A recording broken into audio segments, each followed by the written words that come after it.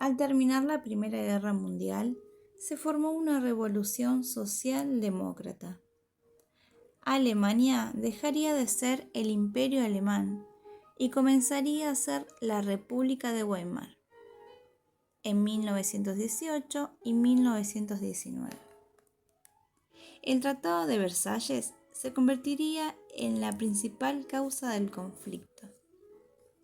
Alemania debía indemnizar a Europa y a Occidente por los daños ocasionados durante la Primera Guerra Mundial, además de colocarles límites al ejército alemán.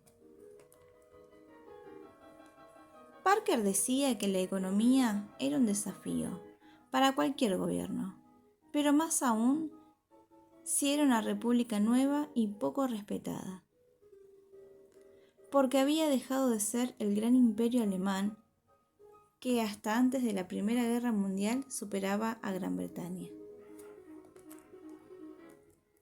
La frágil economía alemana y la inflación estaba asociada a un aspecto de prosperidad hasta 1923. Era una inflación con crecimiento. Había mucho dinero circulando, pero excedía las reservas que tenían en oro. Así subió el desempleo y las huelgas de los obreros. Entonces comenzó a suceder algo. El pueblo se empezó a preguntar si en verdad era eficiente la República Democrática, que más tarde serán los argumentos que utilice Hitler para llegar al poder. La derrota alemana fue crucial en la Revolución Democrática Social, ya que había sido el resultado de la desmembración de la Alemania imperial. Algo debió suceder, algo debió salir mal, para que la izquierda y la derecha presenten argumentos diferentes. Para la izquierda era evidente que el pueblo alemán había sido engañado por los militares del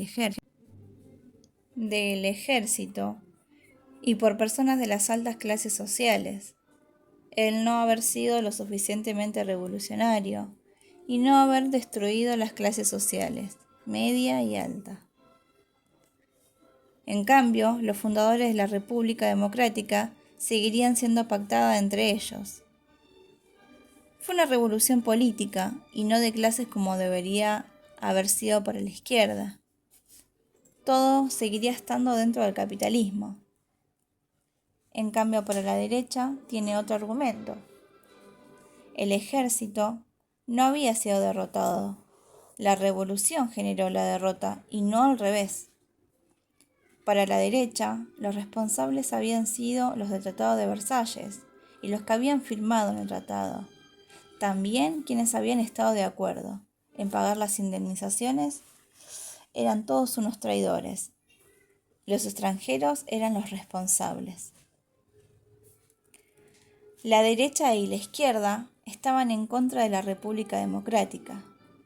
Los únicos partidarios sinceros de la República Democrática eran los sociales demócratas junto con un puñado de intelectuales burgueses que formaban el Partido Democrático. El comienzo de la llegada de Adolf Hitler al poder en Alemania. Aprovechando la revuelta separatista, aparece Adolf Hitler, que intenta tomar el poder a la fuerza, pero fracasa, entonces decide tomar el camino político. Siguieron 10 años de crisis, desempleos, huelgas de los obreros, hasta que en 1930 fue la crisis de Wall Street, que también se ve afectada a Alemania. En 1933 asume Adolf Hitler al poder, siendo votados por los jóvenes, el campo y por los partidos no socialistas, por miedo a dejar de ser clase media, debido a la gran crisis que golpeaba a Alemania, de la mano del socialismo. Así, de esta manera, es que llega el poder del fascismo a Alemania. en el año 1933, las crisis económicas y políticas en el ascenso del fascismo en Europa. ¿Qué papel jugó el terror rojo en el ascenso del fascismo en Europa?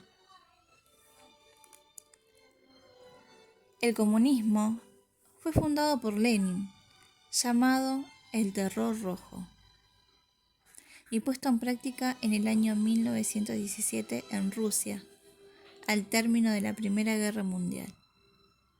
De a poco comenzó a expandirse por Europa y a hacerse fuerte. Los países vecinos lo veían como una amenaza hacia sus gobiernos, sumado a las fuertes crisis económicas, políticas y sociales que atravesaban algunos países. Luego de la Primera Guerra Mundial, algunos países habían quedado muy afectados, ya que por diferentes motivos se vieron vulnerables en cuanto a sus resultados. Estos factores serían muy fundamentales para el nacimiento y el ascenso del fascismo en Europa. Por ejemplo, en Italia, cuando terminó la Primera Guerra Mundial y firmaron el Tratado de Versalles, no recibió las tierras que fueron prometidas. Esto generó malestar en el pueblo y en el ejército italiano, sintiéndose estafados. Había una gran crisis económica que generaba inflación, déficit en la producción y huelgas de los obreros en las fábricas, y una inestabilidad social y política. Sumado a esto, el terror rojo que amenazaba con tomar el poder. Ahí aparece Mussolini, quien después de haber perdido las elecciones pasa de ser socialista a ser antisocialista y se vuelve líder de los trabajadores y de los sectores medios. Mussolini logra tomar el poder por la fuerza, pero como era el único que podía enfrentar al socialismo, el rey le da su apoyo. Así llega el primer partido fascista al poder, en el año 1922. Luego tomaría el poder Hitler en Alemania y por último en España, que durante la Primera Guerra Mundial España se ve favorecida, ya que mantiene distancia en cuanto a la guerra, lo que lo favorece porque puede comercializar con otros países. Pero una vez que la guerra termina, España se ve afectada, económica, política y socialmente, por el desempleo, las huelgas obreras que habían tomado las fábricas. El gobierno tenía miedo de que el socialismo sindical tomara el poder, ya que el socialismo era muy fuerte en España.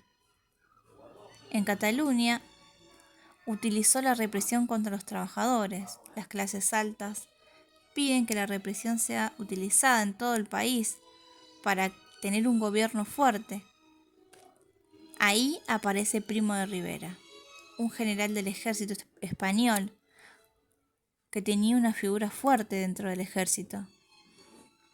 Toma el poder por la fuerza con el apoyo del rey, que lo nombra primer ministro en el año 1923. Le echa la culpa al capitalismo de la llegada del terror rojo. Propone mejorar la calidad de vida de las clases trabajadoras para prevenir la revolución y lograr prosperidad en España.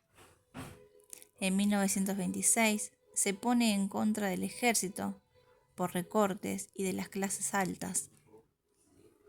El rey quiere deshacerse de Primo de Rivera, porque ya no le convenía tenerlo cerca, ya que el ejército y las clases altas se habían puesto en contra. Igual al tiempo muere. Y van a elecciones. Ganan los partidos republicanos.